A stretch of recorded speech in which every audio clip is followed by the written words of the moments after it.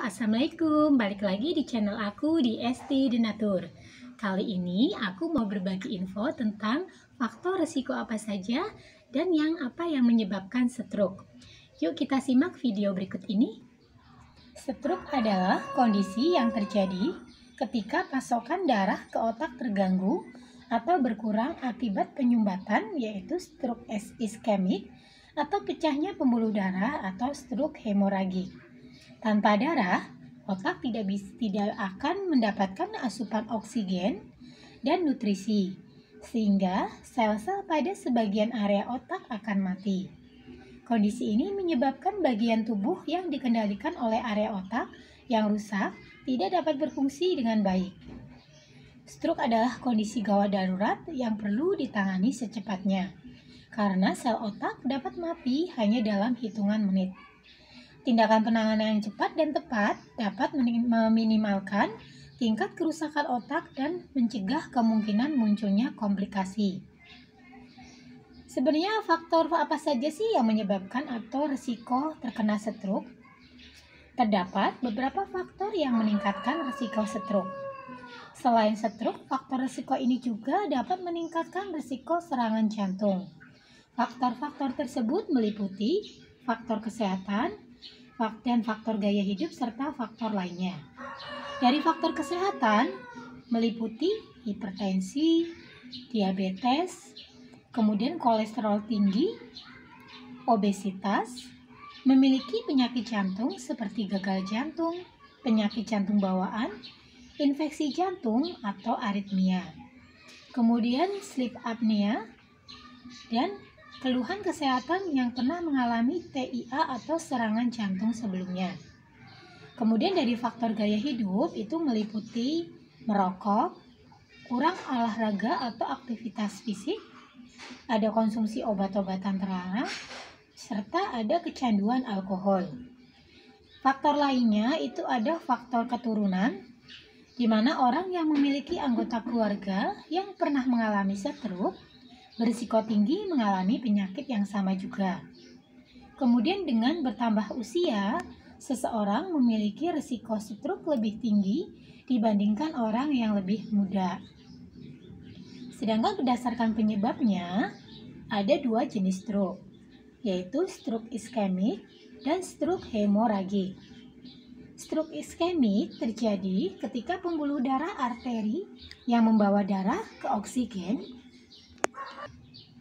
ke otak mengalami penyempitan, sehingga menyebabkan aliran darah ke otak sangat berkurang. Kondisi ini disebut juga dengan iskemia. Stroke iskemik dapat dibagi lagi ke dalam dua jenis, yaitu stroke trombotik dan stroke embolik. Kemudian jenis stroke kedua berdasarkan penyebabnya, tadi ada stroke hemoragik, di mana stroke hemoragik terjadi ketika pembuluh darah di otak pecah dan menyebabkan pendarahan. Pendarahan di otak dapat dipicu oleh beberapa kondisi yang mempengaruhi pembuluh darah. Kondisi tersebut meliputi hipertensi yang tidak terkendali, melemahnya dinding pembuluh darah, dan pengobatan dengan pengencer darah. Kemudian stroke hemoragik terdiri dari dua jenis juga, yaitu pendarahan intercerebral dan subarachnoid.